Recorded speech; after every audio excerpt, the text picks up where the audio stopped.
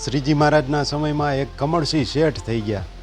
શરીર આમ થોડુંક વધારે પડતું મોટું, થોડાક બોડીમાં હેવી જાડા, એટલે ચાલવામાં ને એમાં આમ તકલીફ પડે અને એ પ્રકારનું થોડુંક શરીર. હવે એવામાં એક વખત શ્રીજી મહારાજે બધાય ભક્તો અને આ કમળસિંહ શેઠ હતા તો એમાં કંઈક રમત રમતા હતા. એમાં દોડવાનું હતું, દોડીને કૂદવાનું, એ પ્રકારની કંઈક રમત હતી. વચ્ચે કંઈક રાખેલું હોય એને ટપીને કૂદવાનું. એમાં કમળસિંહ શેઠને કીધું કે હવે તમારો વારો, તમે દોડો. એટલે કમળસિંહ શેઠ દોડીને કૂદવા ગયા ને ત્યાં ગળથોલિયું ખાઈ ગયા. એટલે એવામાં બધા ભક્તો અને મહારાજ બધા દાંત કાઢવા માંડ્યા.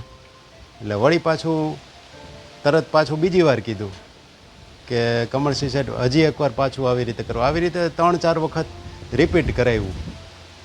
અને બધાય ભક્તો અને મહારાજ તો બહુ ખિલખિલાટ હસવા માંડ્યા. પણ કમળસિંહ શેઠના ઘરના એના ધર્મપત્ની દૂર ઊભેલા હતા.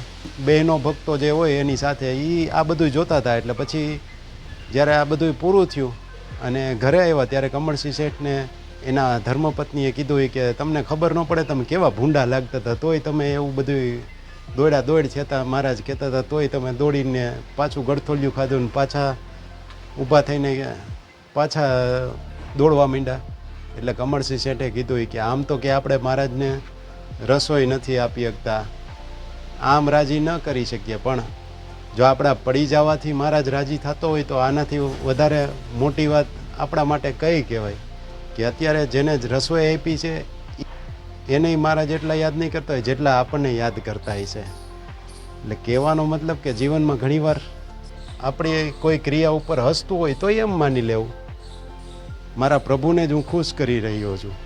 એટલે એના પ્રત્યે તમારા ઉપર જ્યારે કોઈ હસતું હોય ને તો તમને ક્યારેય એની ઉપર ખરાબ ભાવ ન આવે.